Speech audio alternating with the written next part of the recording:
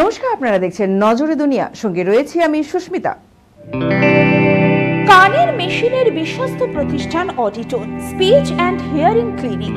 কানে শুনতে না পাওয়া বা শুনতে সমস্যা, তোতলা বা অস্পষ্ট কথা, জন্ম থেকে কথা বলতে না পারা, অল্প বুদ্ধি, কথা ও কানের যে কোনো সমস্যার সঠিক সমাধান অডিটোন।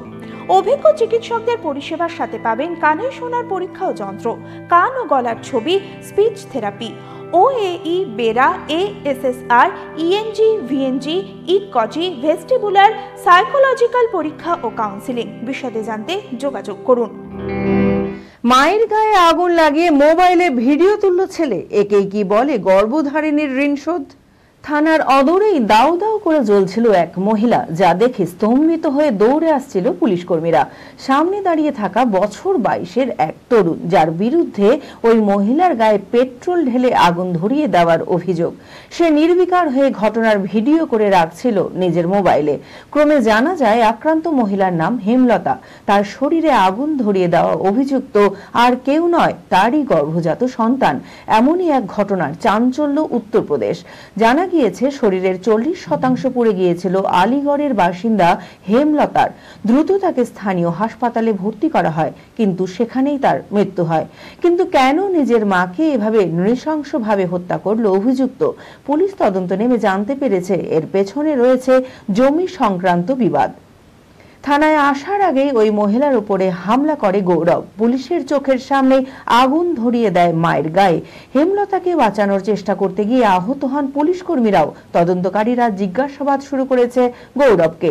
এর পেছনে আর কোনো চক্রান্ত রয়েছে কিনা তা খতিয়ে দেখা হচ্ছে। ভক্তদের বেশ্যাবৃত্তি করাতেন, কৃতদাসের মতো খাটাতেন, সুন্দরী মডেলের কাণ্ডের শোরগোল। ব্রাজিলের এক জনপ্রিয় মডেলের বিরুদ্ধে নারী পাচারের অভিযোগ। ওই মডেল সোশ্যাল মিডিয়া ইনফ্লুয়েন্সার হিসেবেও পরিচিত। ইনস্টাগ্রামে নিয়মিত স্বাস্থ্য সংক্রান্ত পরামর্শের ভিডিও পোস্ট করতেন। সম্প্রতি FBI এর তদন্তে জানা যায় নিজের ফলোয়ার্স তথা ভক্তদের সঙ্গে প্রতারণা করতেন ওই মডেল। একাধিক মহিলা ভক্তকে জোরপূর্বক যৌনতায় লিপ্ত হতে বাধ্য করতেন। চাঞ্চল্যকর এই দোষ প্রমাণিত হওয়ার 8 বছর জেলের সাজা হওয়ায় 8 বছর জেলের সাজা হয়েছে ওই মডেলের। ব্রাজিলিয়ান মডেলের নাম ক্যাট টোরেস। বর্তমানে আমেরিকার বাসিন্দা তিনি। প্রতারিত মহিলারা জানান, টোরেসের বিলাসবহুল জীবন আকৃষ্ট হয়েছিলেন। তারা এমন একজন বন্ধুর সঙ্গে থাকতে চেয়েছিলেন যিনি নিয়মিত হলিউড তারকাদের সঙ্গে ওঠা বসা করেন। আনা নামের এক তরুণী জানান, টোরেসের প্রতি মুগ্ধতায় মাত্র $2000 বিনিময়ে রান্না করা, পোশাক পরিচ্ছন্ন করার কাজ এবং পোষ্যকে দেখভালের কাজে যোগ দেন মডেলের বাড়িতেই। সেই সময় তাকে নোংরা সোফায় শুতে বাধ্য করা হতো। 24 ঘন্টা টোরেসের 5 ফরমাস খাটতে হতো। কেবল কয়েক ঘন্টা ঘুমের জন্য ছুটি দেওয়া হতো তাকে।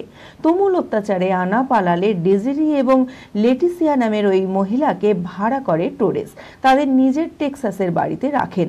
অল্প দিনের মধ্যে ডেজিরি এবং লেটিসিয়াকে স্থানীয় স্ট্রিপ ক্লাবে কাজ করতে চাপ দেন। এক সময় ডেজিরিকে বেশ্যাবৃত্তিতেও রাজি করিয়ে ফেলেন। এভাবেই টোরেসের জালে একাধিক মহিলা ভক্ত জড়ান বলে অভিযোগ ওঠে।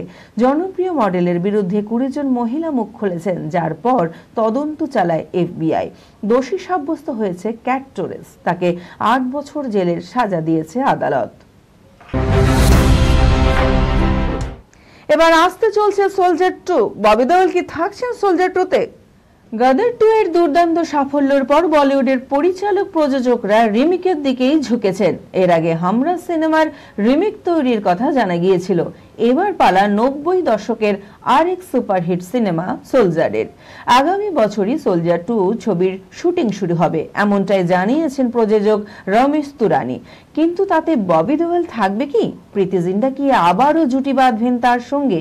প্রযোজক রমেশ তুরানির বক্তব্য, আমরা এখনো কলাকুশলীকে নিয়ে নিশ্চিতভাবে কিছু ভাবিনি। কিভাবে গল্প সাজানো হবে তার উপরেই নির্ভর করছে ববি আর প্রীতি এই নতুন ছবিতে কাজ করবে কিনা। তবে আগামী বছরই শুটিং শুরু হবে সে কথা নিশ্চিতভাবে জানিয়ে দিয়েছেন প্রযোজক। আজকের মতো নজরে দুনিয়া এ পর্যন্তই। নমস্কার।